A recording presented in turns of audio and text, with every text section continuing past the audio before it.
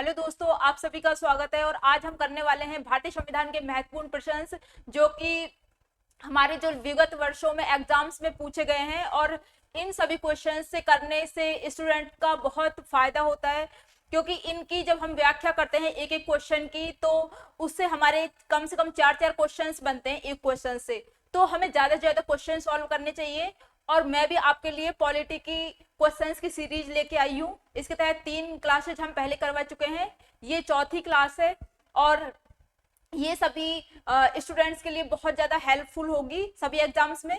तो अब हम इसे सॉल्व करते हैं इन सभी क्वेश्चंस को, और आप भी मेरे साथ साथ इनका आंसर देना इन सभी क्वेश्चंस का, और आप भी सॉल्व करना, और कमेंट्स में कोई प्रॉब्लम आए तो जरूर बताना। तो ये है हमारा फर्स्ट क्वेश्चन, और अब हम इसे देखते हैं फर्स्ट क्वेश्चन को। इसमें हम राष्ट्रपति से स्टार्ट कर रहे हैं, क्योंकि जब हमने पिछली जो 3 क्लासेज है उसमें राष्ट्रपति से पहले जितने भी क्वेश्चंस थे उनको कवर किया था। तो हम इसमें राष्ट्रपति, उपराष्ट्रपति, प्रधानमंत्री से रिलेटेड ज्यादातर क्वेश्चंस को कवर करेंगे। तो फर्स्ट क्वेश्चन है, भारत के राष्ट्रपति के संदर्भ में निम्न कथनों पर विचार कीजिए। तो भारत के राष्ट्रपति के संदर्भ में निम्न कथनों पर विचार करना है। इसमें हमें 2 ऑप्शंस दिए गए हैं, राष्ट्रपति संसद का एक भाग है, और दूसरा ऑप्शन है भारत के सभी शासन संबंधी कार्य उसके नाम पर किए जाते हैं। तो हमने आर्टिकल 79 में पढ़ा था,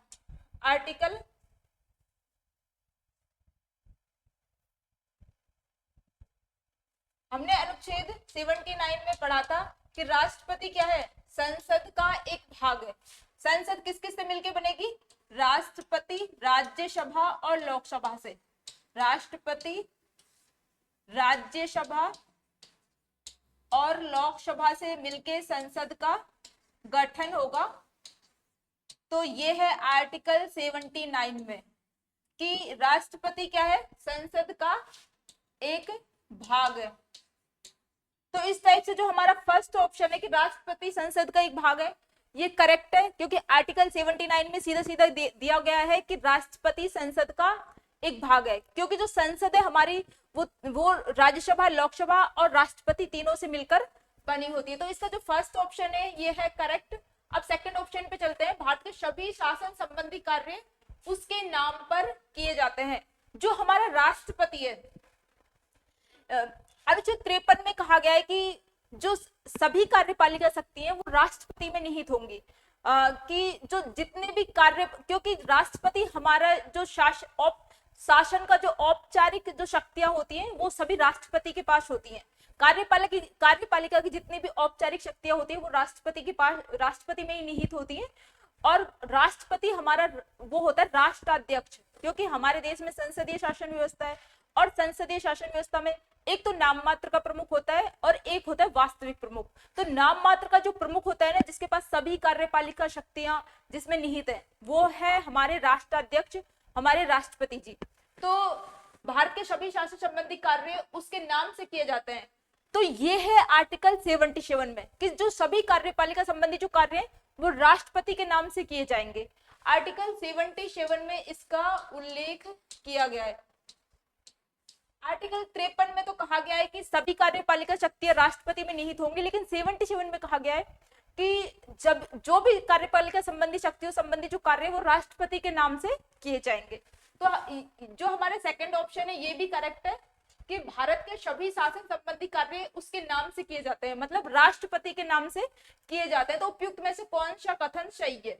हमारे दोनों ऑप्शंस करेक्ट है इसमें, फर्स्ट और सेकंड। आप भी मेरे साथ साथ इन सभी क्वेश्चंस को सॉल्व कीजिए, और कोई भी प्रॉब्लम्स आए तो उन्हें कमेंट्स में जरूर बताइए। सेकंड ऑप्शन है, सेकंड क्वेश्चन है हमारा, भारत के राष्ट्रपति के निर्वाचन से संबंधित है। भारत के राष्ट्रपति के निर्वाचन के संदर्भ में विचार करना है हमें। अब हम देखते हैं, जैसे कि हमने लास्ट चैप्टर राष्ट्रपति का कवर किया था, उस क्लास को आप जरूर देखना, क्योंकि उससे आपकी जो राष्ट्रपति से रिलेटेड जितनी भी क्वेरीज है वो सभी लगभग सॉल्व हो जाएंगी, और आपको क्वेश्चन सॉल्व करने में भी बहुत अच्छा महसूस होगा, क्योंकि लगभग सभी क्वेश्चंस उससे सॉल्व हो जाएंगे। तो राष्ट्रपति के निर्वाचन से संबंधित जैसे हमने अनुच्छेद 54 में पढ़ा था, 54 में पढ़ा था राष्ट्रपति के निर्वाचक मंडल के बारे में, राष्ट्रपति के निर्वाचक मंडल के बारे में पढ़ा था। जो राष्ट्रपति का निर्वाचक मंडल है ना, इसमें कौन कौन शामिल होता है? इसमें निर्वाचित सदस्य शामिल होते हैं, निर्वाचित सदस्य शामिल होते हैं लोकसभा और राज्यसभा दोनों के, मतलब संसद के दोनों सदनों के निर्वाचित सदस्य, और जो राज्य विधानसभा होती है ना, उसके भी निर्वाचित सदस्य। राज्य विधानसभा, जो हमारी विधानसभा होती है ना राज्यों की, उसके, तो मतलब इसमें, और हमारी यूटीज के भी निर्वाचित सदस्य। तो जो हमारे राष्ट्रपति का निर्वाचक मंडल होता है, उसमें कौन कौन शामिल होता है? राष्ट्रपति के निर्वाचक मंडल में संसद के दोनों सदनों के सभी सदस्य शामिल होते हैं, अर्थात संसद में जैसे दो सदन होते हैं, राज्यसभा और एक होता है लोकसभा। तो जैसे राज्यसभा और लोकसभा में दो तरह के सदस्य होते हैं, एक तो निर्वाचित और एक होते हैं मनोनीत। जो मनोनीत सदस्य, जैसे राज्यसभा में तो 12 सदस्य हैं जो कि राष्ट्रपति मनोनीत करता है, साहित्य, कला, समाज सेवा आदि से। इसी टाइप से जैसे लोकसभा में पहले 2 एंग्लो इंडियंस मनोनीत किए जाते थे, लेकिन वर्तमान में तो उनको 104वें संविधान संशोधन के तहत उनका जो राजनीतिक आरक्षण था वो समाप्त कर दिया।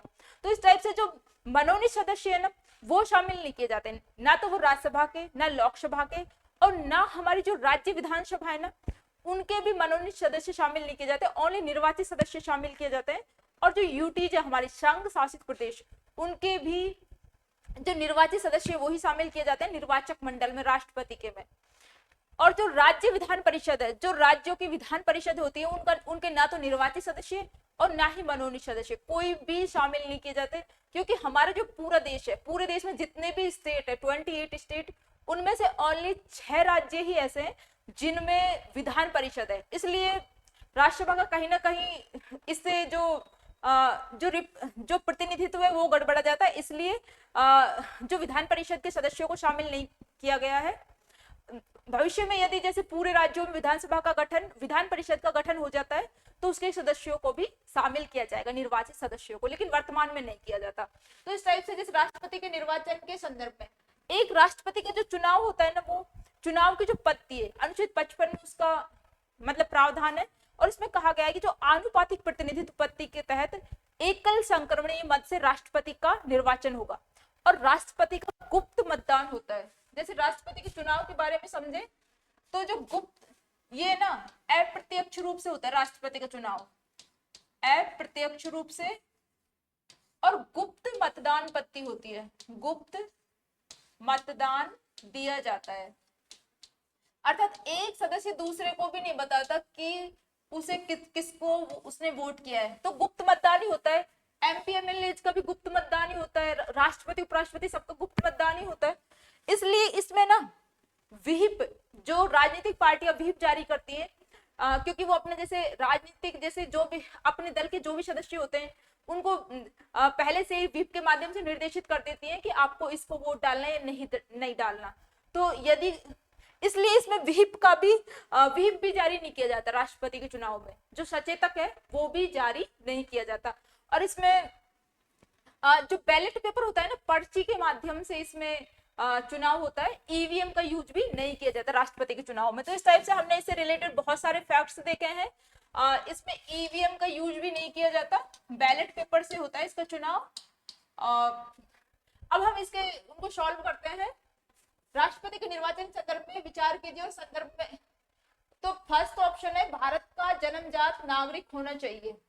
तो जो राष्ट्रपति है, ऐसा तो कहीं पे भी नहीं लिखा हुआ कि भारत का जन्मजात नागरिक होना चाहिए, ऐसा लिखा हुआ है कि नागरिक होना चाहिए। जैसे जो योग्यताएं हमने पढ़ी थी आर्टिकल 58 में राष्ट्रपति की, उनमें सीधा सीधा लिखा हुआ है कि भारत का नागरिक होना चाहिए किसी भी रूप में, ये नहीं है कि जन्मजात होना चाहिए। तो ये ऑप्शन हमारा वो हो गया इनकरेक्ट। फिर सेकंड ऑप्शन पे चलते हैं। सेकंड ऑप्शन है न्यूनतम आयु 30 वर्ष होनी चाहिए। तो इसकी योग्यताओं में 30 वर्ष नहीं, इसकी न्यूनतम आयु के लिए 35 वर्ष का प्रावधान है कि जो इसकी मिनिमम एज है, कम से कम 35 वर्ष इसकी एज होनी चाहिए। कितनी?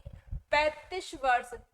30 वर्ष की जगह आएगा 35 वर्ष, मतलब 35 ईयर्स है ना। कम से कम इतनी होनी चाहिए, बाकी तो इससे ज्यादा ही होगी। केवल, तो ये भी हमारा इनकरेक्ट ऑप्शन हो गया। थर्ड ऑप्शन है, थर्ड है केवल लोकसभा सदस्य निर्वाचित होने के लिए योग्य होने चाहिए। तो हमने योग्यताएं देखी थी, उनमें सीधा सीधा कहा गया है कि जो राष्ट्रपति है वो लोकसभा का सदस्य निर्वाचित होने के योग्य होना चाहिए। तो ये हमारा करेक्ट ऑप्शन है, थर्ड करेक्ट है ये थर्ड। उसके बाद जैसे पुनर्निर्वाचन के संबंध में पुनर्निर्वाचन के संबंध में संविधान मौन है। तो अनुच्छेद 70 उसमें 56 में कार्यकाल है और 57 में इसका पुनर्निर्वाचन से संबंधित प्रावधान है। पुनर्निर्वाचन से संबंधित प्रावधान है आर्टिकल 57 में। किससे संबंधित प्रावधान है? पुनर्निर्वाचन से संबंधित प्रावधान है। तो हमारे संविधान तो पुनर्निर्वाचन के संबंध में बिल्कुल मौन नहीं है। संविधान में तो अनुच्छेद 57 में इसका उल्लेख किया गया है कि यदि जो हमारे देश का राष्ट्रपति है या फिर उपराष्ट्रपति अनेकों बार निर्वाचित हो सकते हैं, कोई बाउंडेशन नहीं है कि एक बार ही निर्वाचित होंगे। लेकिन जैसे हमारे जो राष्ट्रपति है वो अभी तक जो हमारे फर्स्ट राष्ट्रपति थे डॉक्टर राजेंद्र प्रसाद, वो ही बस 2 बार पुनर्निर्वाचित हुए हैं। बाकी के जितने भी राष्ट्रपति हुए हैं अभी तक ओनली एक बार ही राष्ट्रपति पद मतलब राष्ट्रपति बने हैं। तो डॉक्टर राजेंद्र प्रसाद को ही ये सौभाग्य प्राप्त हुआ जो वो देश के 2 बार राष्ट्रपति बने। तो इस टाइप से अनुच्छेद 57 में पुनर्निर्वाचन संबंधी प्रावधान है और पुनर्निर्वाचन से के संबंध में संविधान मौन नहीं है, ये भी हमारा इनकरेक्ट ऑप्शन हो गया। तो इस टाइप से हमें क्या बताना है, उपयुक्त में से कौन सा कथन मतलब कौन से सही है। तो इसमें ओनली हमारा थर्ड ऑप्शन सही है, केवल 3। इसमें हमारा आंसर आएगा बी, क्योंकि हमारा थर्ड ऑप्शन ही सही है। अब हम चलते हैं नेक्स्ट क्वेश्चन पे। नेक्स्ट क्वेश्चन है हमारा थर्ड, भारत के राष्ट्रपति का ही क्वेश्चन है ये भी। भारत के राष्ट्रपति के संदर्भ में निम्नलिखित कथनों पर विचार करना है। तो जैसे फर्स्ट है, चुनाव के नामांकन के लिए 100 प्रस्तावक और 100 अनुसमर्थक चाहिए। तो जैसे राष्ट्रपति का जो चुनाव होता है ना, उसमें 50 प्रस्तावक और 50 अनुमोदक चाहिए। कितने? 50 प्रस्तावक और 50 अनुमोदक चाहिए। तो प्रस्तावक और अनुमोदक कौन होते हैं? ये अनुमोदक चाहिए। और जो उपराष्ट्रपति का चुनाव होता है ना, उसमें 20 प्रस्तावक और 20 अनुमोदक चाहिए। ऐसे ही जो जमानत राशि होती है ना, 15,000 रुपए होती है, 15,000 होती है जमानत राशि। राष्ट्रपति और उपराष्ट्रपति दोनों के संदर्भ में ही 15,000 होती है जमानत राशि। तो इस टाइप से अब प्रस्तावक और अनुमोदक कौन होते हैं? जैसे जो राष्ट्रपति के जो चुनाव का जो प्रस्ताव लेके आते हैं ना कि ये व्यक्ति राष्ट्रपति बनने के लिए खड़ा होगा, तो उसका जो प्रस्ताव लाते हैं वो भी 50 होनी चाहिए। और जो उसको समर्थन करते हैं, अप्रूवल उसे देते हैं, अनुमोदन जो उसका करते हैं, वो भी 50 होने चाहिए। तो राष्ट्रपति के चुनाव में प्रस्तावक और अनुमोदक होते कौन है? जो राष्ट्रपति के निर्वाचन में निर्वाचक मंडल में भाग लेते हैं ना, जैसे संसद के दोनों सदनों के सभी सदस्य, राज्य विधानसभाओं के निर्वाचित सभी सदस्य नहीं, संसद के दोनों सदनों के निर्वाचित सदस्य, राज्य विधानसभाओं के निर्वाचित सदस्य, और जो हमारी जो यूटीज है संघ शासित प्रदेश, उनके भी निर्वाचित सदस्य, तो वो ही मतलब उनमें से ही प्रस्तावक और अनुमोदक होने चाहिए। तो कम से कम 50 सांसद या 50 एमएलए राष्ट्रपति के साथ होने चाहिए, तब वो राष्ट्रपति के चुनाव को मतलब लड़ सकता है तब। और जो 15,000 है वो जमानत राशि होनी चाहिए। उपराष्ट्रपति के चुनाव में भी ये 15,000 जमानत राशि होगी और 20 प्रस्तावक और 20 अनुमोदक। तो हम देखते हैं चुनाव के नामांकन के लिए 100 प्रस्तावक और 100 अनुसमर्थक होने चाहिए। तो ये रॉन्ग हो गया हमारा, क्योंकि 50 प्रस्तावक और 50 अनुमोदक चाहिए। इसके बाद है निर्वाचन एकल संक्रमणीय मत द्वारा किया जाता है और निर्वाचन गुप्त मतदान के द्वारा होता है। तो दोनों करेक्ट है। हमने जो राष्ट्रपति के निर्वाचन की पद्धति थी आनुपातिक प्रतिनिधित्व पद्धति, एकल संक्रमणीय मत के द्वारा और गुप्त मतदान, ये सभी जो हमारी राष्ट्रपति की जो क्लास ली थी उसमें उन सभी को डिटेल से कवर करवाया है, तो आप उसे जरूर लीजिए इन चीजों को समझने के लिए। अब हम देखते हैं, तो ये दोनों ऑप्शंस हमारे करेक्ट है। और राष्ट्रपति का निर्वाचन गुप्त मतदान द्वारा होता है, अर्थात एक सदस्य दूसरे सदस्य को नहीं बताता कि वो किसको वोट दे रहा है। तो तीनों ऑप्शंस हमारे करेक्ट है इसमें, फर्स्ट, तीनों नहीं, दो करेक्ट है, सेकंड और थर्ड, तो आंसर आएगा हमारा बी, बी आंसर इसमें। फिर नेक्स्ट है, फोर्थ क्वेश्चन है, राष्ट्रपति के निर्वाचक मंडल में शामिल होते हैं। तो राष्ट्रपति के निर्वाचक मंडल में कौन कौन शामिल होगा, इस पे हम डिस्कस कर ही चुके हैं कि संसद ओनली निर्वाचित सदस्य शामिल होते हैं, संसद के दोनों सदनों के सभी निर्वाचित सदस्य और राज्य विधानसभाओं के निर्वाचित सदस्य और जो हमारे संघ शासित प्रदेश है उनके निर्वाचित सदस्य। तो मैंने आपको इनको इतनी बार, कई बार रिवाइज करवा चुकी हूँ और भी क्लास में भी काफी बार रिवाइज करवाया है। अब तो आप सभी को ये अच्छे से याद हो जाना चाहिए और इसका एक भी क्वेश्चन रॉन्ग नहीं होना चाहिए। तो राष्ट्रपति राज्यसभा मंडल में शामिल होते हैं लोकसभा के निर्वाचित सदस्य, राज्यसभा के निर्वाचित सदस्य, राज्य विधानसभाओं के निर्वाचित सदस्य और राज्य विधान परिषद के निर्वाचित सदस्य। तो विधान परिषद का तो ना तो निर्वाचित और ना मनोनीत किसी भी तरह के कोई सदस्य शामिल नहीं होते। फिर दिल्ली और पुदुचेरी की विधानसभाओं के निर्वाचित सदस्य, तो ये भी शामिल होते हैं। तो इसमें हमारा फोर्थ इनकरेक्ट है, इसके अतिरिक्त फर्स्ट, सेकंड, थर्ड और 5 करेक्ट है, तो आंसर होगा सी। इसमें हमारा सी ऑप्शन करेक्ट है। अब नेक्स्ट चलते हैं, नेक्स्ट है 5 क्वेश्चन, संसद अथवा विधानसभा का सदस्य राष्ट्रपति निर्वाचित हो सकता है किंतु वह संसद या विधानसभा का सदस्य नहीं रहेगा।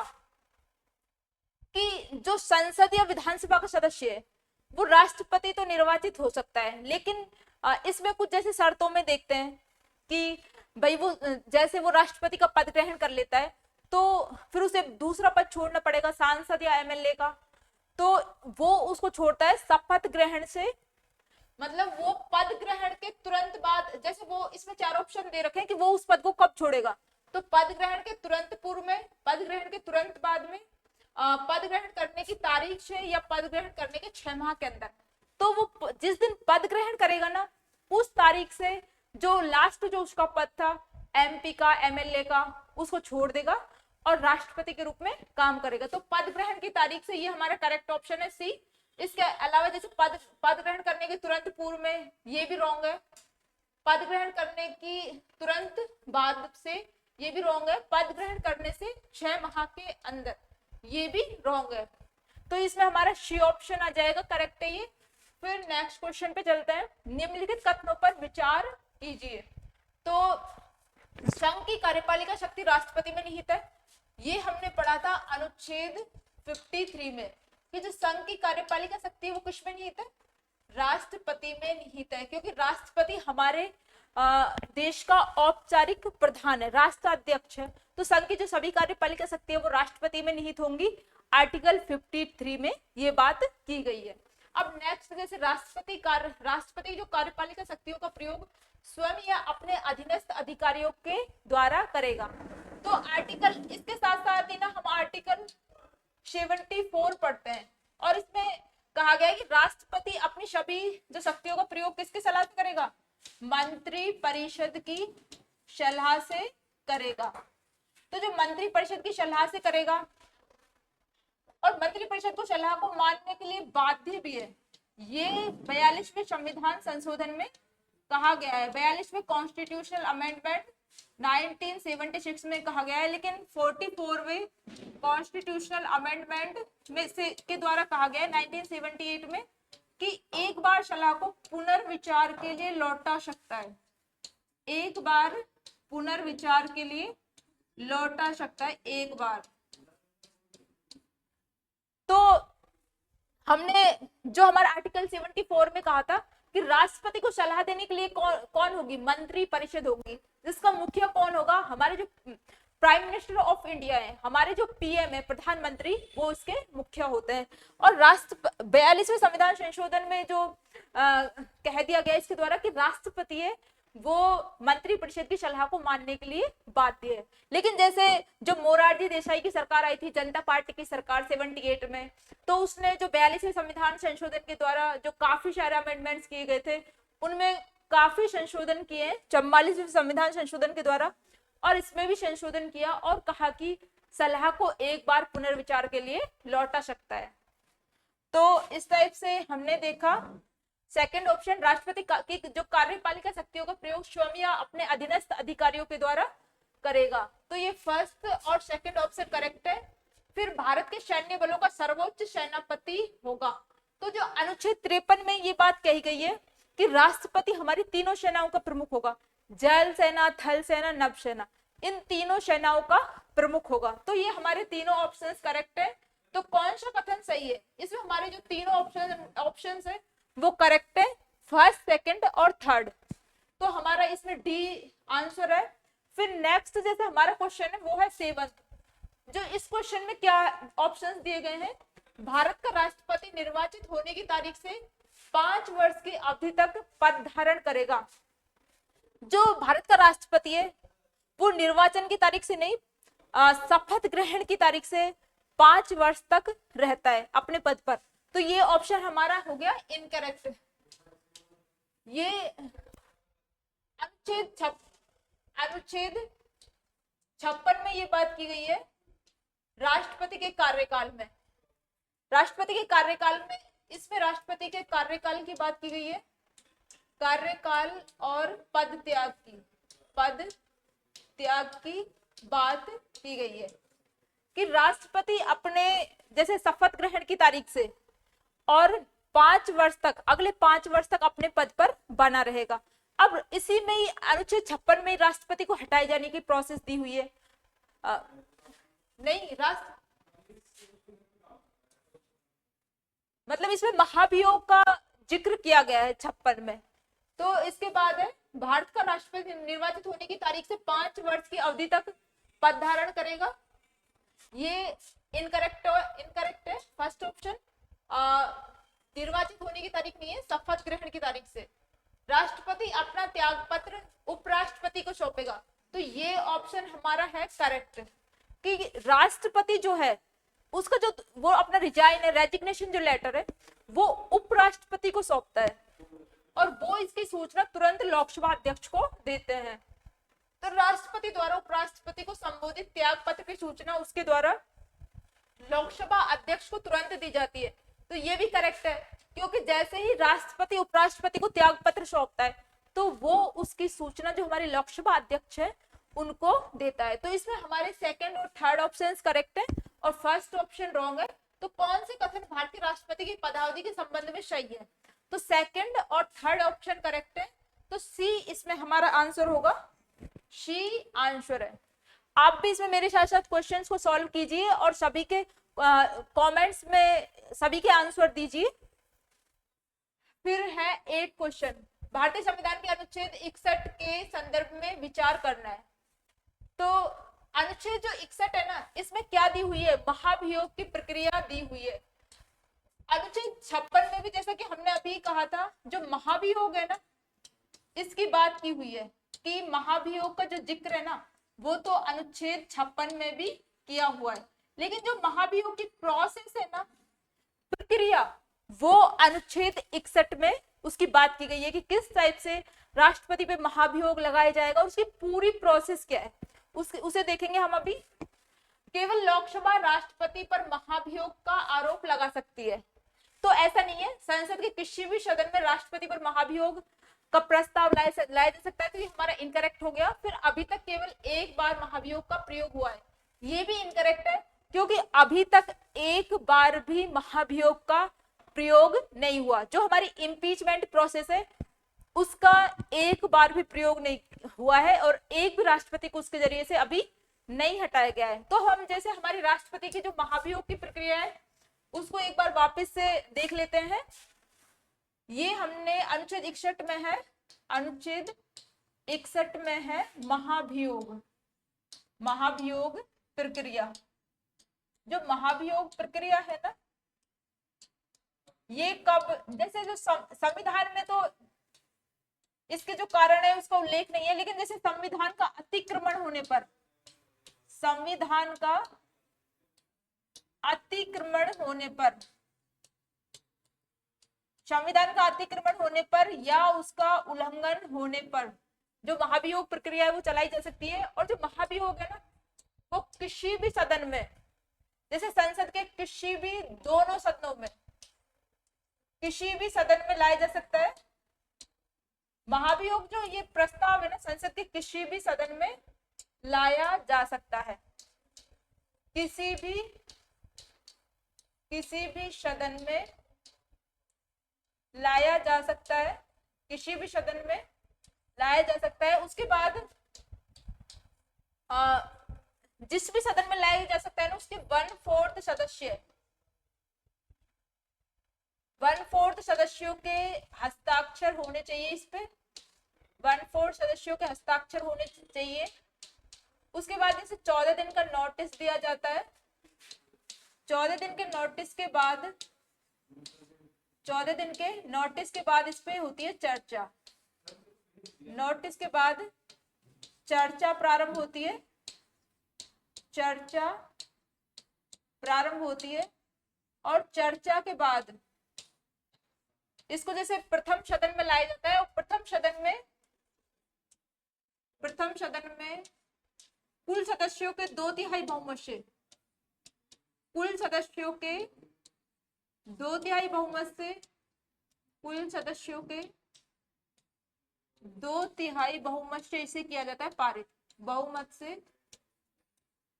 से इसे पारित किया जाता है और उसके बाद जाएगा ये दूसरे सदन में। दूसरे सदन में भी दूसरे सदन में जाएगा और दूसरे सदन में चलेगी जांच। दूसरे सदन में होगी इसकी जांच और जांच के दौरान है ना, राष्ट्रपति अपना पक्ष रख सकता है। और फिर दूसरे सदन में भी यदि आरोप सही पाए जाते हैं तो कुल सदस्यों के 2/3 बहुमत से, कुल सदस्यों के 2/3 बहुमत से प्रस्ताव कुल सदस्यों के 2/3 बहुमत से प्रस्ताव पारित, बहुमत से प्रस्ताव पारित कर दिया जाता है और राष्ट्रपति स्वयं अपना इस्तीफा दे देते हैं। तो देखिए जो महाभियोग प्रक्रिया है ना, संविधान के अनुच्छेद 61 में इसका प्रावधान है, मतलब महाभियोग प्रोसेस कैसे चलाई जानी है। तो ये जो महाभियोग का प्रस्ताव है ना, ये संविधान इस कब लाया जा सकता है राष्ट्रपति के खिलाफ? संविधान का अतिक्रमण होने पर, वायलेशन ऑफ कॉन्स्टिट्यूशन। तो इसमें संसद के किसी भी सदन में इसे पेश किया जा सकता है। संसद के किसी भी सदन में इसे पेश किया जा सकता है। उसके बाद जिस भी सदन में इसे पेश किया गया है उसके 1/4 सदस्य उस प्रस्ताव पर हस्ताक्षर करेंगे। 1/4 सदस्य प्रस्ताव पर हस्ताक्षर करेंगे और हस्ताक्षर करने के बाद 14 दिन का नोटिस दिया जाएगा और नोटिस के बाद होती है चर्चा स्टार्ट। 14 दिन के नोटिस के बाद चर्चा प्रारंभ होती है और चर्चा प्रारंभ होने के बाद ये जाएगा प्रथम सदन में और प्रथम सदन में जाएगा और प्रथम सदन आरोपों की जांच करता है। यदि आरोप सही पाए जाते हैं तो कुल सदस्यों के 2/3 बहुमत से इस प्रस्ताव को पारित कर दिया जाता है।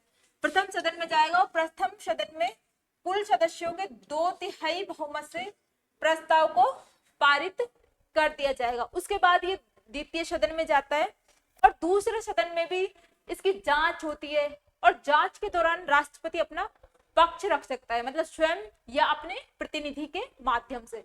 उसके बाद दूसरे सदन में भी यदि आरोप सही पाए जाते हैं तो कुल सदस्यों के 2/3 बहुमत से प्रस्ताव को पारित किया जाता है। दूसरे सदन में जांच चलती है और जांच के बाद यदि आरोप सही पाए जाते हैं कुल सदस्यों के 2/3 बहुमत से प्रस्ताव पारित कर दिया जाता है। प्रस्ताव जो पारित कर दिया जाता है तो राष्ट्रपति स्वयं ही अपना त्याग पत्र दे देता है। इस टाइप से ये हमारी राष्ट्रपति की महाभियोग प्रक्रिया हमने डिस्कस की है। इससे पहले हम जो राष्ट्रपति का टॉपिक है उसमें भी इसे कई बार डिस्कस कर चुके हैं।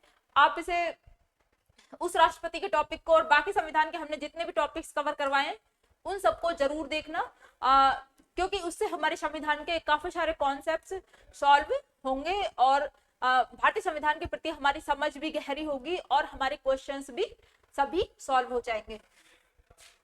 इसके बाद है, जैसे हम ये क्वेश्चन सॉल्व कर रहे थे, अनुच्छेद 61 के संदर्भ में विचार कीजिए। तो फर्स्ट ऑप्शन था राष्ट्रपति पर महाभियोग चलाने की प्रक्रिया को बंद, इसमें करेक्ट है। सेकंड, केवल लोकसभा राष्ट्रपति पर महाभियोग का आरोप लगा सकती है, गलत है, क्योंकि किसी भी सदन में महाभियोग का प्रस्ताव लाया जा सकता है। फिर थर्ड है अभी तक केवल एक बार महाभियोग का प्रयोग हुआ है, तो एक बार भी नहीं हुआ, तो इसमें हमारे करेक्ट ऑप्शन ओनली फर्स्ट है, तो इसमें आंसर आएगा ए, ओनली ए इसमें आंसर है, क्योंकि केवल एक इसमें करेक्ट है। तो नेक्स्ट हमारा है 9 क्वेश्चन। जो 9 क्वेश्चन है ना, इसमें सेकंड 2 ऑप्शंस दे रखे हैं जो कि हमें सॉल्व करने हैं। इसमें बताना है कौन से कथन सही नहीं है। तो ये एग्जाम में काफी बार आता है सही नहीं है, क्योंकि ये ना बच्चों को अटकाने के लिए दिया जाता है और इसकी वजह से हम बहुत छोटी छोटी माइनर मिस्टेक्स करते हैं। तो आपको इनका ध्यान रखना है कि सही ओनली सही पूछा है या सही नहीं है पूछा है। फिर आप इसे सॉल्व करते हैं। राष्ट्रपति के निर्वाचन से संबंधित सभी शंकाओं और विवादों की जांच और निर्णय जो डिसीजन है उच्चतम न्यायालय करता है। तो अनुच्छेद 61 में ये बात कही गई है, 61 में नहीं, अनुच्छेद 71 में 71 में ये बात कही गई है कि राष्ट्रपति और उपराष्ट्रपति के चुनाव से संबंधित जितने भी विवाद हैं वो उनको कौन सॉल्व करेगा? Supreme court. अनुच्छेद 71 में ये हमसे बात कही गई है कि राष्ट्रपति और उपराष्ट्रपति के निर्वाचन से संबंधित जितने भी जो इश्यूज है, मामले जो उत्पन्न होते हैं, उनको जो हमारा सुप्रीम कोर्ट है वो सॉल्व कर सकता है केवल। तो इसमें यही बात कही गई है कि राष्ट्रपति के निर्वाचन से संबंधित सभी शंकाओं और विवादों की जांच और निर्णय उच्चतम न्यायालय करता है। तो ये हमारा करेक्ट ऑप्शन हो गया। अब हम सेकंड पे चलते हैं कि राष्ट्रपति की नियुक्ति अवैध होने की दशा में उनके द्वारा पूर्व में किए गए कार्य अवैध हो जाएंगे। कि राष्ट्रपति के जैसे अनुच्छेद 71 के अनुसार जैसे राष्ट्रपति के निर्वाचन से संबंधित कोई विवाद है तो उससे संबंधित जैसे सुप्रीम कोर्ट इसे सॉल्व कर सकता है, तो इसी में ही प्रावधान किया गया है कि राष्ट्रपति का चुनाव जैसे इनवैलिड घोषित कर दिया जाता है, अवैध घोषित कर दिया जाता है, तो राष्ट्रपति के जैसे बाद में किया जाता है क्यों, तो उससे पहले राष्ट्रपति ने जो भी काम किए ना वो इनवैलिड घोषित नहीं होंगे, वो अवैध घोषित नहीं होंगे और वो प्रभावी रहेंगे। और राष्ट्रपति की नियुक्ति अवैध होने की दशा में उनके द्वारा जो पूर्व में जो कोई कार्य किया गया है वो इनवैलिड घोषित नहीं होगा। तो ये है करेक्ट ऑप्शन। दोनों करेक्ट है इसमें, तो इसमें सही नहीं है, तो इसमें दोनों सही है, तो इसमें आंसर आएगा ना तो एक और ना ही दो, क्योंकि इसमें हमारे दोनों ही ऑप्शन सही है। अब हम नेक्स्ट पे चलते हैं 10 पे। 10 क्वेश्चन इसमें है राष्ट्रपति की निम्नलिखित पर विचार करना है कि प्रधानमंत्री की नियुक्ति, उपराष्ट्रपति की नियुक्ति, नियंत्रक एवं महालेखा परीक्षक की नियुक्ति, मुख्य निर्वाचन आयुक्त की नियुक्ति और महान्यायवादी की नियुक्ति उपयुक्त में से किस किस की नियुक्ति भारत के राष्ट्रपति के द्वारा की जाती है। तो इसमें पूछा गया है, ये कुछ ऑप्शन दे दिए और पूछा है कि राष्ट्रपति इनमें से किन किन की नियुक्ति करता है। तो हमारे जो राष्ट्रपति है ना, राष्ट्रपति की जो हम कार्यपालिका शक्तियां पढ़ते हैं तो उनमें देखा था राष्ट्रपति मतलब काफी सारे लोगों की नियुक्ति करता है।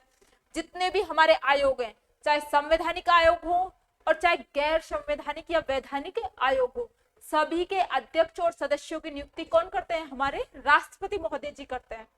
तो इसी टाइप से हम देख रहे हैं, चाहे संवैधानिक आयोग हो, संवैधानिक आयोग में जैसे चाहे वो हमारे प्रधानमंत्री की भी नियुक्ति राष्ट्रपति करते हैं। इसके अतिरिक्त जैसे मंत्री हैं उनकी नियुक्ति भी राष्ट्रपति करते हैं। इसके अतिरिक्त जैसे हमारे जो महान्यायवादी हैं, महान्यायवादी की नियुक्ति भी राष्ट्रपति करते हैं और अलग अलग आर्टिकल्स के जरिए की जाती है। जो किए गए नियंत्रक और महालेखा परीक्षक उसकी नियुक्ति, बाकी के जितने भी आयोग हैं और उनके अध्यक्ष सदस्यों के जैसे यूपीएससी के अध्यक्ष सदस्य की, NHRC national human right commission के अध्यक्ष सदस्य की, इसके अतिरिक्त जैसे सतर्कता आयोग है, सीवीसी है, उसके अध्यक्ष सदस्य की, इसके अतिरिक्त भी जैसे जितने भी हमारे संवैधानिक आयोग और गैर संवैधानिक आयोग जितने भी है ना, उन सभी के अध्यक्ष और सदस्यों की नियुक्ति करते हैं। चाहे वो महिला आयोग हो, एससी आयोग हो, ओबीसी आयोग हो, और इस टाइप से हमारे जो राष्ट्रपति है वो काफी सारी नियुक्तियां करते हैं। तो प्रधानमंत्री की नियुक्ति राष्ट्रपति करते हैं। अनुच्छेद 75 आर्टिकल 75 में कहा गया है कि राष्ट्रपति क्या करेगा? प्रधानमंत्री की नियुक्ति करेगा और प्रधानमंत्री की सलाह से अन्य मंत्रियों की नियुक्ति करेगा। तो अनुच्छेद 75 में ये बात कही गई है, अनुच्छेद 75 में ये बात कही गई है कि राष्ट्रपति क्या करेगा। अनुच्छेद 75 में ये बात कही गई है कि राष्ट्रपति प्रधानमंत्री की नियुक्ति करेगा और उपराष्ट्रपति की नियुक्ति ना ये नहीं करता, क्योंकि उपराष्ट्रपति का अपना निर्वाचक मंडल होता है, अपना निर्वाचन होता है अलग से। और क्योंकि हमने जैसे कि उपराष्ट्रपति वाले टॉपिक में देखा था कि उपराष्ट्रपति के निर्वाचक मंडल में तो संसद के दोनों सदनों के सभी सदस्य भाग लेते हैं, अर्थात संसद में चाहे राज्यसभा हो लोकसभा हो, दोनों सदनों के चाहे निर्वाचित सदस्य हो या मनोनीत, सभी सदस्य भाग लेंगे। और राज्य विधानसभा हो चाहे विधान परिषद, उनके सदस्य भाग नहीं लेते, तो ओनली संसद के दोनों सदनों के सभी सदस्य भाग लेते हैं। तो इस टाइप से हमने उपराष्ट्रपति की निर्वाचन प्रक्रिया पढ़ी थी। लेकिन जो राष्ट्रपति है वो उपराष्ट्रपति की नियुक्ति नहीं करते, तो ये हमारा इनकरेक्ट ऑप्शन हो गया। और जो केग है ना, केग नियंत्रक और महालेखा परीक्षक की नियुक्ति, तो ये राष्ट्रपति करता है अनुच्छेद 148 में, अनुच्छेद 148 में इसकी नियुक्ति करता है। फिर मुख्य निर्वाचन आयुक्त की नियुक्ति अनुच्छेद 324 में के तहत राष्ट्रपति इसकी नियुक्ति करता है। इसके अतिरिक्त जैसे महान्यायवादी, इसकी नियुक्ति करेगा अनुच्छेद 76 में।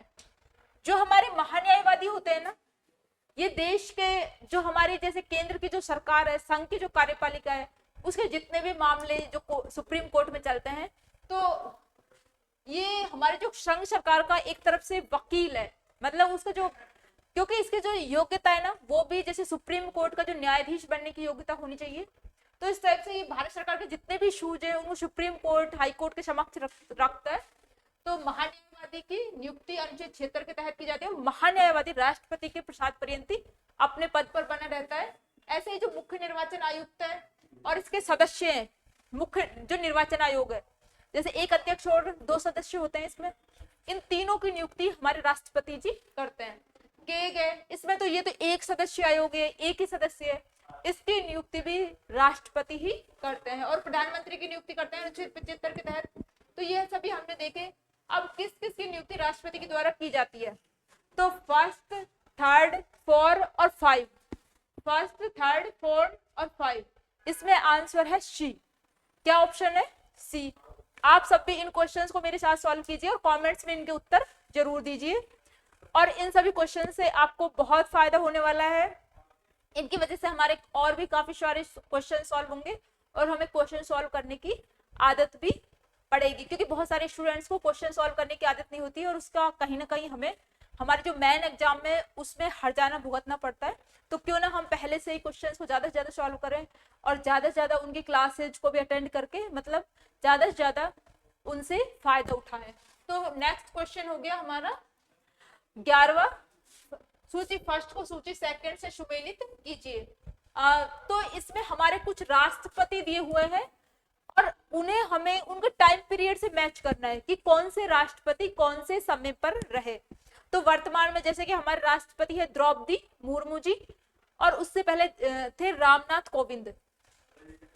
इसके अतिरिक्त जैसे हमारे जो फखरुद्दीन अली अहमद है, फखरुद्दीन अली अहमद हमारे रहे थे चौथे नंबर के 4th राष्ट्रपति, 4th प्रेसिडेंट, चौथे राष्ट्रपति थे ये हमारे, चौथे नंबर के राष्ट्रपति थे।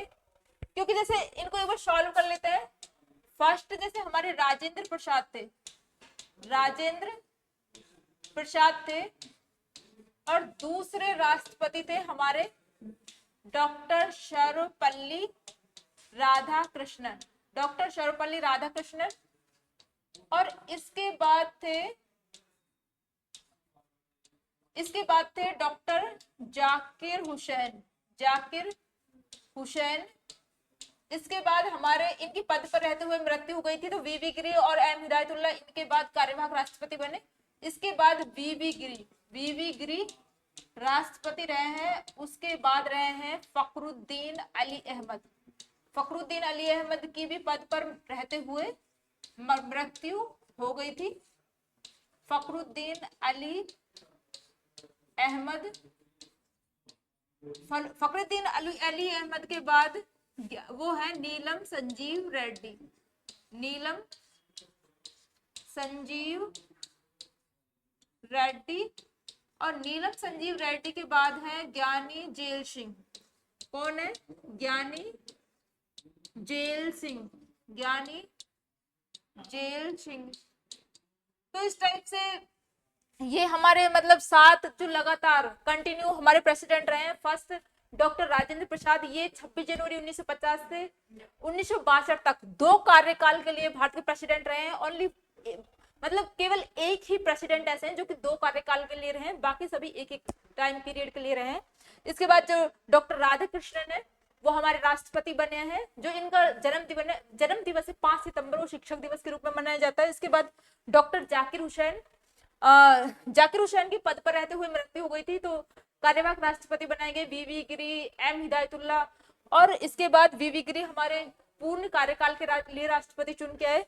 इसके बाद फखरुद्दीन अली अहमद और उसके बाद नीलम संजीव रेड्डी और ज्ञानी जेल सिंह। और इसके बाद जैसे अब हम वर्तमान हमारी राष्ट्रपति हैं द्रौपदी मुर्मू जी, इससे पहले रामनाथ कोविंद। तो इस टाइप से हम राष्ट्रपतियों के टाइम पीरियड देखेंगे इसमें, और वो ही हमसे मैच करवाए गए हैं।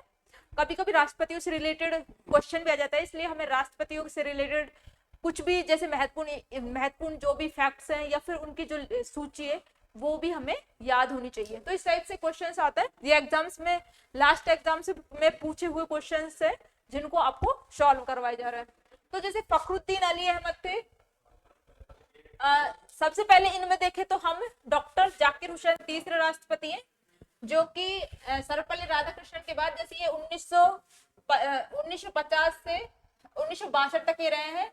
राधाकृष्णन जी रहे हैं 62 से 67 तक। फिर जाकिर हुसैन रहे हैं 1967 से 69 तक। तो 67 से 69 तक जो है वो इससे मैच किया जाएगा। फिर जाकिर हुसैन के बाद रहे हैं वीवी गिरी, तो 69 से 74 तक रहे हैं वीवी गिरी, तो इनको इससे मैच किया जाएगा। और इसके बाद वीवी गिरी के बाद है फखरुद्दीन अली अहमद। फखरुद्दीन अली अहमद को 74 से 77 तक तो ये रहे हैं। और बचे हुए टाइम पीरियड में आए हैं नीलम संजीव रेड्डी 1977 से 82 तक। अब इनको हम मैच कर लेते हैं। जो फखरुद्दीन ए में क्या आने वाला है? सेकंड, ए में सेकंड ऑप्शन आने वाला है, और इन 2 में है ये, तो 2 में है तो इन दोनों को ही देखना है हमें। ए और डी तो हमारा इनकरेक्ट पहले ही हो गया। अब हम बी को मैच करते हैं। नीलम संजीव रेड्डी बी 77 से 82 तक है, मतलब बी में आएगा थर्ड, तो बी में थर्ड इसमें है और इसमें भी है, मतलब यहाँ तक ये भी मैच करने हैं। फिर सी में देखते हैं, सी में आएगा 4, तो ये हमारा हो गया बी इनकरेक्ट, और सी में 4 इसमें है तो आंसर हो गया सी। इस टाइप से ये हमारा राष्ट्रपतियों की लिस्ट से क्वेश्चन आया है। फिर नेक्स्ट क्वेश्चन है हमारा, अनुच्छेद 123 के अंतर्गत राष्ट्रपति अध्यादेश का प्रयोग करता है, और इस संदर्भ में निम्नलिखित में से कौन से कथन सही है? जो राष्ट्रपति के अध्यादेश की प्रक्रिया है, जो अध्यादेश जारी किया जाता है राष्ट्रपति के द्वारा, वो अनुच्छेद 123 में जारी किया जाता है। और राष्ट्रपति अध्यादेश कब जारी करता है? जब संसद के दोनों सदन सत्र में ना हो और कोई बहुत ही महत्वपूर्ण बहुत ही ज्यादा जरूरत पड़ रही हो, जनहित में कोई जरूरत हो कानून बनाने की, और संसद के दोनों सदन सत्र में नहीं है, तो राष्ट्रपति अस्थायी कानून के रूप में अध्यादेश जारी करता है। और अध्यादेश में की वही पावर होती है जो संसदीय अधिनियम की होती है। तो राष्ट्रपति अध्यादेश को किसी भी समय वापस ले सकता है, ये करेक्ट है। संसद भी, जो राष्ट्रपति इसको किसी भी समय वापस ले सकता है, और अध्यादेश का वही बल होता है जो संसद द्वारा पारित अधिनियम का होता है, ये भी करेक्ट है। अध्यादेश संसद के पुणे सामने होने की तारीख से 6 माह की समाप्ति पर प्रवृत्त नहीं रहेगा।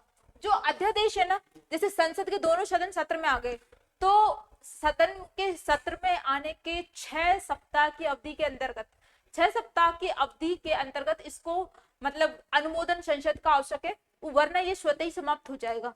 तो इसमें 6 माह न होके आएगा 6 सप्ताह, तो 6 माह इसमें रॉन्ग है, 6 सप्ताह आएगा इसमें। तो इस टाइप से हमारा जो थर्ड ऑप्शन है ये इनकरेक्ट हो गया। और संविधान में संशोधन हेतु अध्यादेश जारी किया जाता है, तो ये भी इनकरेक्ट हो गया, क्योंकि संविधान में संशोधन के लिए अध्यादेश जारी नहीं किया जाता। जो संसदीय अधिनियम है ना, उसमें इसके द्वारा संशोधन कर सकते हैं। जो संसदीय हमारा अधिनियम है ना, संसदीय अधिनियम, संसदीय अधिनियम,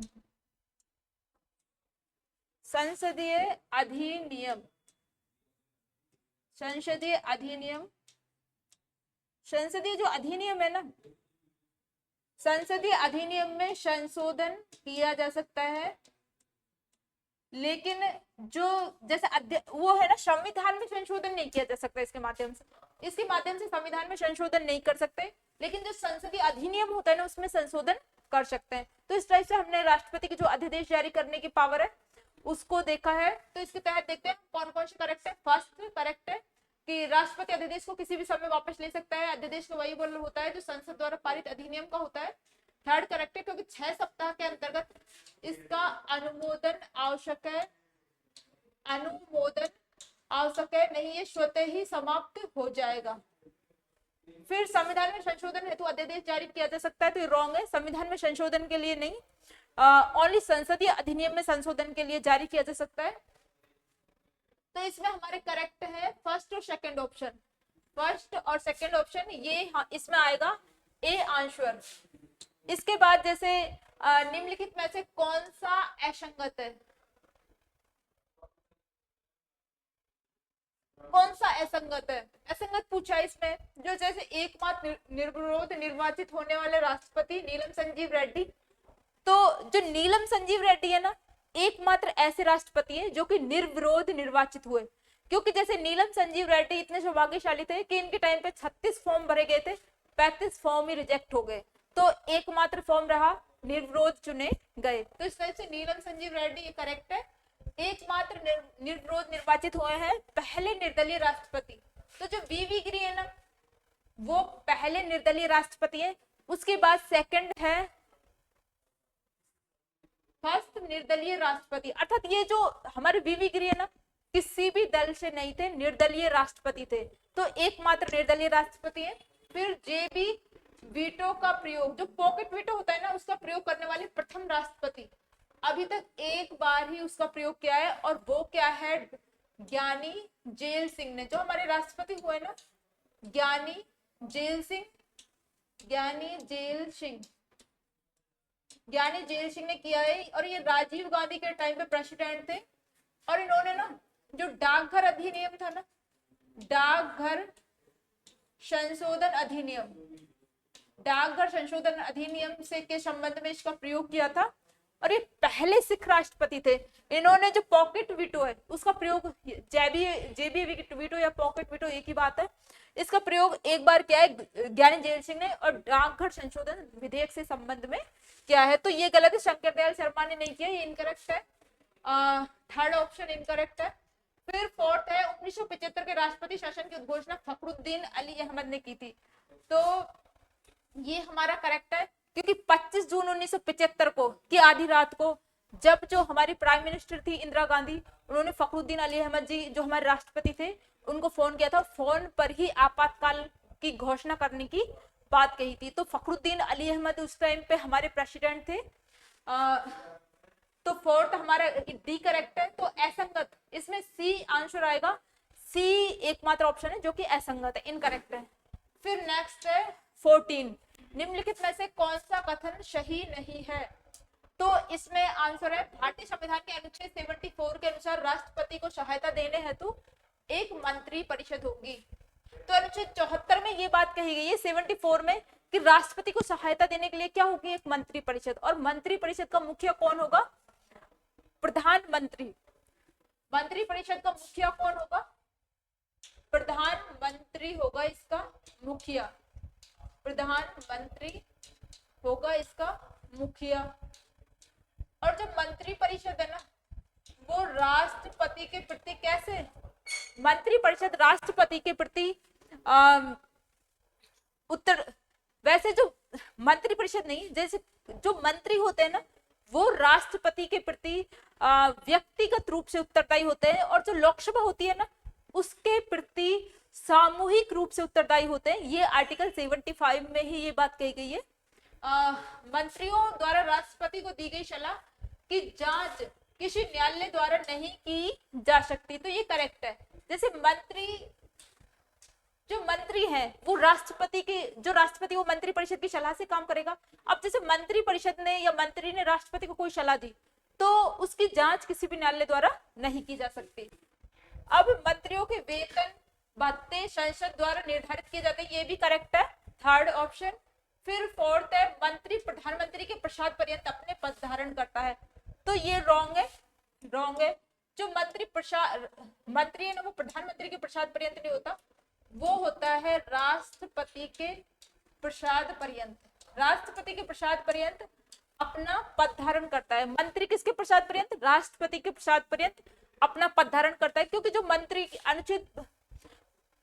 अनुच्छेद 75 के अनुसार कि राष्ट्रपति प्रधानमंत्री की नियुक्ति करता है, प्रधानमंत्री की सलाह से अन्य मंत्रियों की भी नियुक्ति करता है। तो मंत्री है ना, वो राष्ट्रपति के प्रसाद पर्यंत अपने पद पर रहते हैं, ना कि प्रधानमंत्री के प्रसाद पर्यंत। तो ये हमने देखा कौन सा कथन सही नहीं है, तो इसमें ओनली डी ऑप्शन है हमारा जो करेक्ट नहीं है, ये इनकरेक्ट ऑप्शन है। फिर नेक्स्ट क्वेश्चन पे हम चलते हैं, निम्नलिखित में से कौन सा कथन सही नहीं है? तो भारतीय संविधान के अनुच्छेद 74 के अनुसार राष्ट्रपति को सलाह देने के लिए एक मंत्री परिषद होगी। ये हो गया, ये क्वेश्चन वापस से रिवाइज हो गया। अब हम नेक्स्ट क्वेश्चन देखते हैं 16। राष्ट्रीय आपातकाल का क्वेश्चन है ये। राष्ट्रीय आपातकाल के संदर्भ में निम्नलिखित कथनों पर विचार करना है। तो जो हमारे राष्ट्रीय आपातकाल है, संविधान के भाग 18 में अनुच्छेद 352 से जो हमारे आपातकाल है ना, वो संविधान के भाग 18 में अनुच्छेद 352 से 360 में उसका प्रावधान है। आपातकाल का जो प्रावधान है ना, संविधान के भाग 18 में अनुच्छेद 352 से 360 तक इसका प्रावधान है। 360 तक इसका प्रावधान है। तो इसमें 3 तरह के आपातकाल की बात की गई है जो भाग 18 उसमें।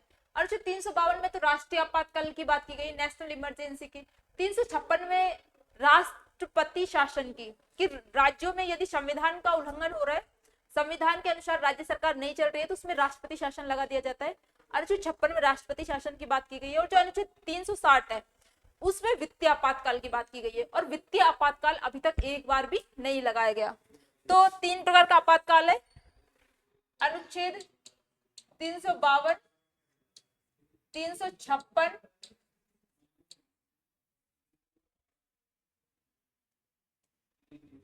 356 और 360।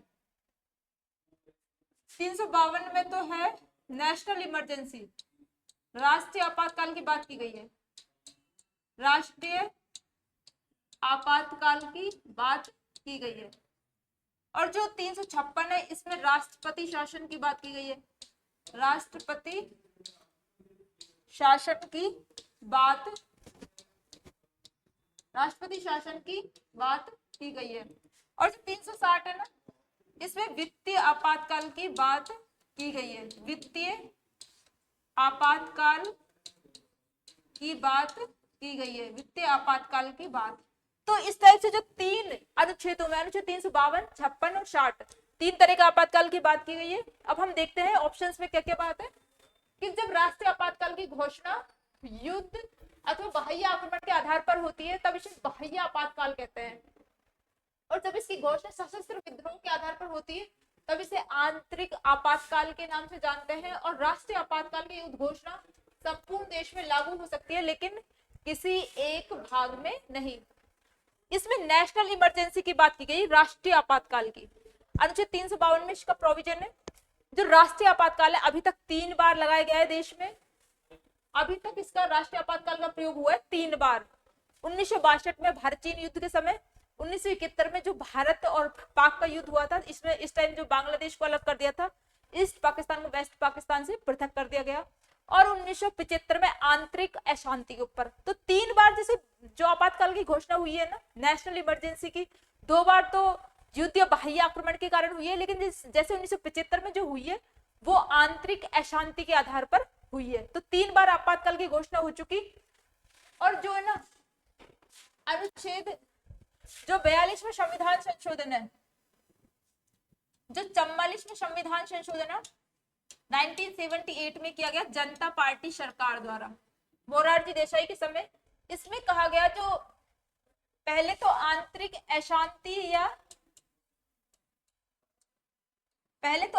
अशांति शब्द था का प्रयोग होता था, लेकिन इसमें ऐसे कहा गया कि आंतरिक अशांति के स्थान पर अब किसका प्रयोग करेंगे? सशस्त्र विद्रोह का। सशस्त्र विद्रोह के आधार पर ही राष्ट्रीय आपातकाल लागू हो सकता है। तो इसमें सशस्त्र विद्रोह की बात की गई। तो अब हम देखते हैं कि जब राष्ट्रीय आपातकाल की घोषणा युद्ध या बाह्य आक्रमण के आधार पर होती है, 3 आधार पर हो सकती है, युद्ध या बाह्य आक्रमण, और तीसरा आधार है आंतरिक अशांति या सशस्त्र विद्रोह। तो कि जब राष्ट्रीय आपातकाल की घोषणा युद्ध या बाह्य आक्रमण के आधार पर होती है तो इसे बाह्य आपातकाल बोलेंगे, ये हमारा करेक्ट ऑप्शन है। और जब दूसरा है कि जब इसकी घोषणा सशस्त्र विद्रोह के आधार पर होती है, सशस्त्र विद्रोह या आंतरिक अशांति के आधार पर होती है, तब इसे आंतरिक आपातकाल के नाम से जाना जाएगा, ये भी हमारा करेक्ट ऑप्शन है। फिर थर्ड है कि जब कि राष्ट्रीय आपातकाल की उद्घोषणा संपूर्ण देश में लागू हो सकती है लेकिन किसी एक भाग पर नहीं। तो 42वें संविधान संशोधन करके ये बात कही गई कि जो राष्ट्रीय आपातकाल की घोषणा है ना, वो संपूर्ण देश के स्थान पर किसी एक देश पर भी, किसी एक पर्टिकुलर जगह पर भी हम नेशनल इमरजेंसी लागू कर सकते हैं। ऐसा नहीं है कि एक बार में पूरे देश में ही नेशनल इमरजेंसी लगाई जाए, और जरूरत है ही नहीं।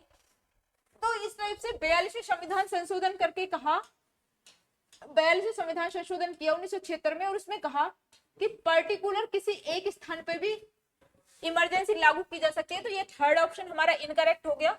अब हमें इनमें से बताना है कि कौन कौन से सही है, कौन कौन से सही हैं।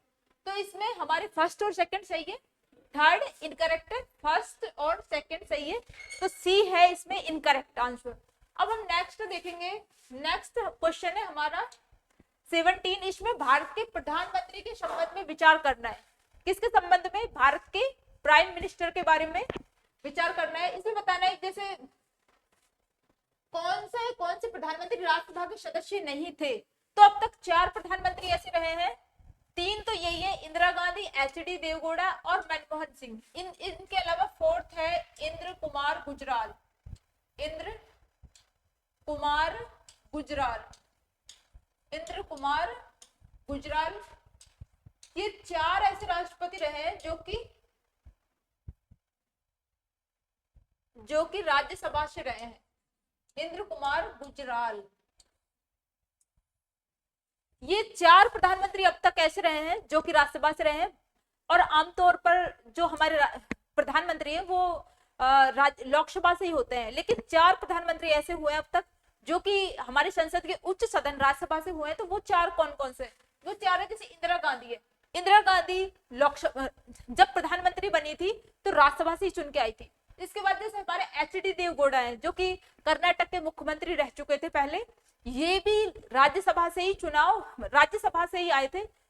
इसके बाद जैसे हमारे जो अटल बिहारी जी है ना, ये भी राज्यसभा से ही थे जब देश के प्रधानमंत्री बने। इसके अतिरिक्त जैसे जो इंद्र कुमार गुजराल है वो भी राज्यसभा से ही थे। तो 4 प्रधानमंत्री ऐसे हैं अभी तक टोटल प्रधानमंत्रियों में जो कि राज्यसभा से आए हैं। बाकी जैसे अटल बिहारी वाजपेयी है, ये राज्यसभा से नहीं आए, ये लोकसभा से आए हैं। तो इसमें पूछा है कि राज्यसभा से नहीं था, तो वो है अटल बिहारी वाजपेयी।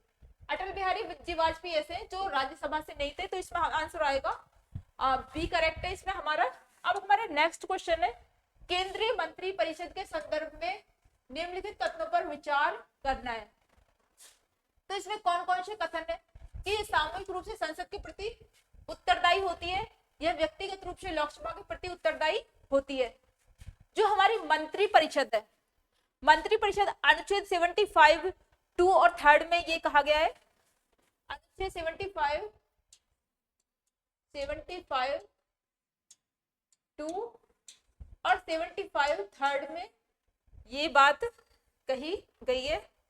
75 3 में कि राष्ट्र जो हमारी मंत्री परिषद है ना, वो राष्ट्रपति, जो मंत्री हैं वो राष्ट्रपति के प्रति तो व्यक्तिगत रूप से उत्तरदायी है, लेकिन जो लोकसभा के प्रति सामूहिक रूप से हमारी मंत्री परिषद उत्तरदायी है। तो यह सामूहिक रूप से संसद के प्रति उत्तरदायी नहीं है, लोकसभा के प्रति उत्तरदायी है सामूहिक रूप से।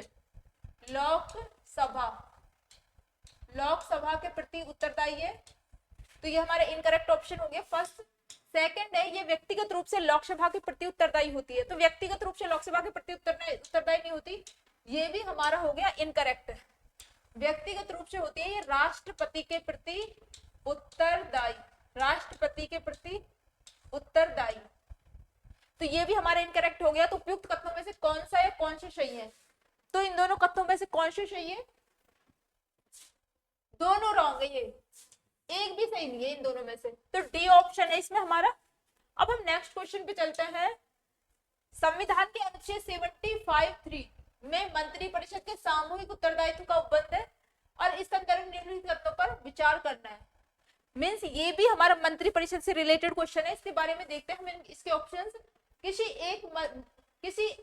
किसी मंत्री की मृत्यु या त्यागपत्र देने पर मंत्री परिषद विघटित हो जाएगी, और प्रधानमंत्री की मृत्यु या त्यागपत्र देने पर मंत्री परिषद विघटित हो जाएगी। तो ये तो हमारा करेक्ट है कि जो प्रधानमंत्री होता है वो तो मंत्री परिषद का होता है मुखिया, और जब जैसे प्रधानमंत्री की मृत्यु हो गई या इसने रेजिग्नेशन लेटर दे दिया, अपना त्यागपत्र दे दिया, या फिर इसकी डेथ हो गई, तो क्या होगा? तो संपूर्ण हमारी मंत्री परिषद है ना, उसका विघटन हो जाएगा। तो ये तो है हमारा करेक्ट ऑप्शन।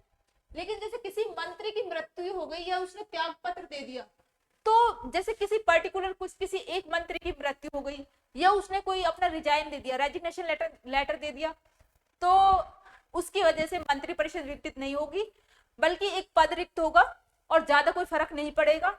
और जो प्रधानमंत्री है वो कभी भी उस रिक्त पद को भरने के लिए स्वतंत्र है। तो हमारा जो फर्स्ट ऑप्शन है ना, ये तो है इनकरेक्ट और सेकंड ऑप्शन है करेक्ट। तो पूछा है कौन से कथन सही है, तो सेकंड हमारा सही है इसमें बी आंसर आएगा। अब है नेक्स्ट क्वेश्चन। प्रधानमंत्री जो कार्यालय है ना, पीएमओ ऑफिस है ना, पीएमओ ऑफिस के संबंध में निम्नलिखित में से कौन सा कथन सही नहीं है? इसमें से हमसे पूछा है कि कौन सा कथन सही नहीं है। अब फर्स्ट है, जून 1977 में प्रधानमंत्री सचिवालय का नाम बदलकर प्रधानमंत्री कार्यालय कर दिया गया। जब है ना जून 1977 में जब जनता पार्टी की सरकार थी और मोरारजी देसाई हमारे प्रधानमंत्री थे, तो प्रधानमंत्री सचिवालय का नाम बदलकर प्रधानमंत्री कार्यालय कर दिया, प्राइम मिनिस्टर ऑफिस कर दिया। ये हमारा करेक्ट आंसर है, करेक्ट ऑप्शन है फर्स्ट, क्योंकि पहले इसका नाम था प्राइम मिनिस्टर सेक्रेटरीट है ना, फिर है इसका प्रशासनिक प्रमुख कैबिनेट सचिव होता है, तो ये हमारा रॉन्ग है। इसका जो राजनीतिक प्रमुख होता है ना, राजनीतिक प्रमुख तो होता है इसका प्राइम मिनिस्टर ऑफ इंडिया, राजनीतिक प्रमुख तो होते हैं इसके PM, prime minister of India. और जो इसका प्रशासनिक प्रमुख होता है ना, वो होता है इसका प्रधान सचिव। तो ये हमारा इनकरेक्ट हो गया, प्रधान सचिव, और इसका सर्वोच्च अधिकारी भी होता ही है। तो इस तरह से सेकंड ऑप्शन हमारा करेक्ट है। इसमें पूछा है हमसे कौन से कथन सही नहीं है, तो ये क्वेश्चन आप देखो, क्वेश्चन की प्रकृति देखो कि सही नहीं पूछा है, तो इसमें हमें सही कौन सा नहीं है, सेकंड ऑप्शन सही नहीं है, तो इसमें आंसर आएगा हमारा बी, केवल दो है इसमें आंसर। अब है नेक्स्ट क्वेश्चन है, राष्ट्रीय आपातकाल 1975 के संदर्भ में निम्नलिखित कथनों में से कौन सा कथन सही नहीं है? ये भी इसी टाइप का क्वेश्चन है, इसमें भी ये पूछा है, इसको आपको अच्छे से देखना है।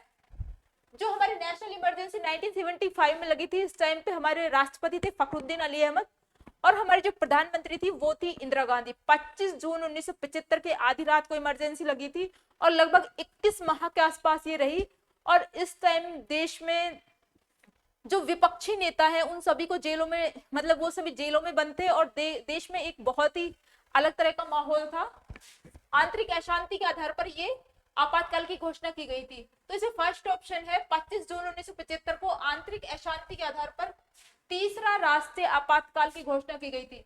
तो इससे पहले जो फर्स्ट और सेकंड आपातकाल है वो कब लगे, तो फर्स्ट जो इमरजेंसी लगी थी ना, प्रथम जो राष्ट्रीय आपातकाल लगा था, प्रथम राष्ट्रीय आपातकाल लगा, और जो सेकंड और थर्ड तो 1975 में लगाई है।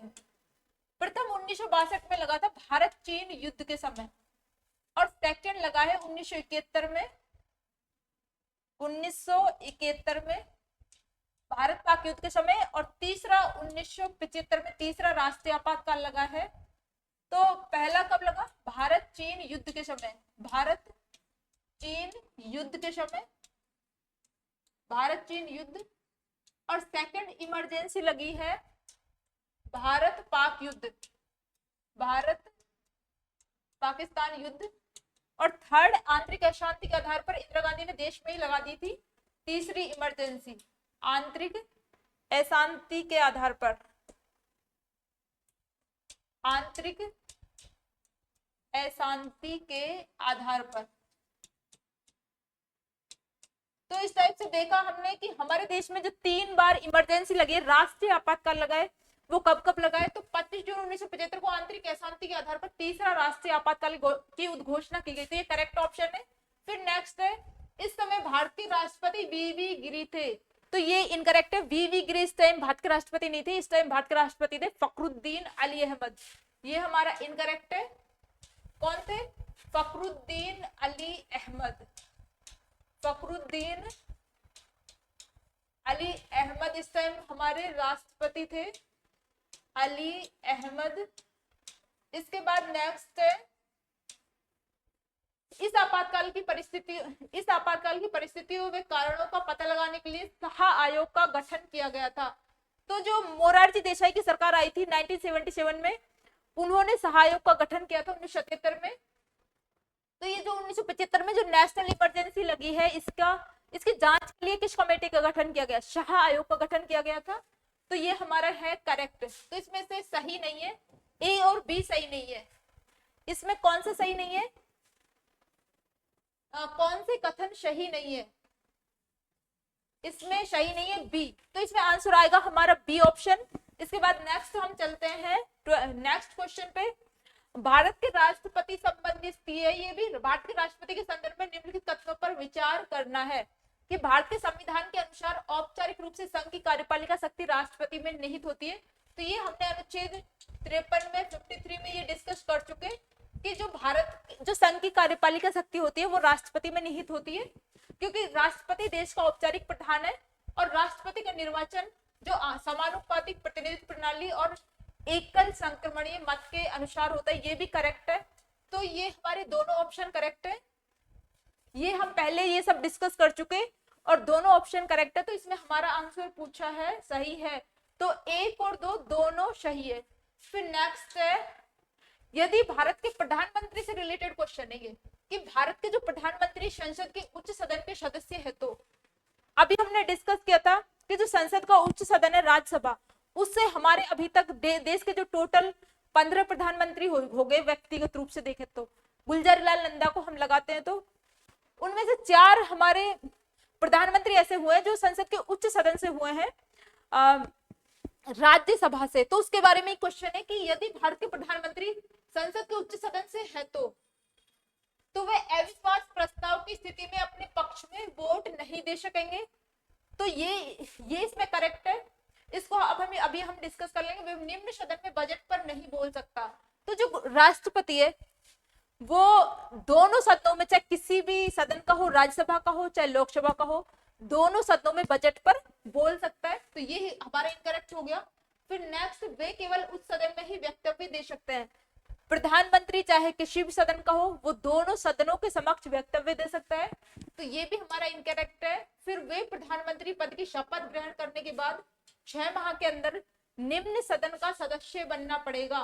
तो ये कहा गया है कि यदि कोई व्यक्ति है और वह संसद के किसी भी सदन का सदस्य नहीं है, तो नेक्स्ट जैसे अगले 6 माह के अंदर उसको संसद का सदस्य बनना आवश्यक है।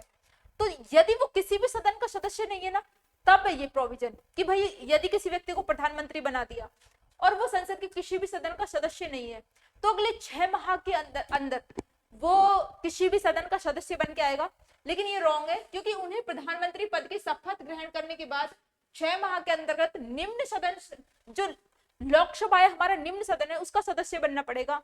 तो ये रॉन्ग है, क्योंकि निम्न सदन का सदस्य नहीं बनना पड़ेगा, दोनों सदनों में से किसी भी सदन का सदस्य बन सकता है। इस टाइप की व्यवस्था ब्रिटेन में है कि जो प्रधानमंत्री है वो लोकसभा का सदस्य, मतलब जो निम्न सदन है उसका सदस्य होना चाहिए। ये वाला प्रोविजन है ब्रिटेन में, लेकिन इंडिया में ऐसा कुछ नहीं है। तो ये हमारे तीनों ऑप्शन इनकरेक्ट है। अब हम चर्चा कर लेते हैं जो करेक्ट ऑप्शन है हमारा, कि भारत के प्रधानमंत्री संसद के उस सदन के सदस्य है तो ये अविश्वास प्रस्ताव की स्थिति में अपने पक्ष में वोट नहीं दे सकते। जो हमारा अविश्वास प्रस्ताव होता है, जो अविश्वास प्रस्ताव है, लाता कौन है इसे लाता है, अविश्वास प्रस्ताव है ना, केवल और केवल राज्यसभा में लाया जा सकता है। किसमें? राज्यसभा में। और कौन लाता है इसे? विपक्षी दल लेके आता है। जो विपक्षी पार्टी है ना संसद में, वो लेके आती है, विपक्ष लेके आता है सरकार के खिलाफ। तो इसमें क्योंकि इस पर है ना 50 सदस्यों के हस्ताक्षर चाहिए, और वो लोकसभा के सदस्यों के ही हस्ताक्षर चाहिए, और इसमें वोटिंग भी लोकसभा में ही होती है।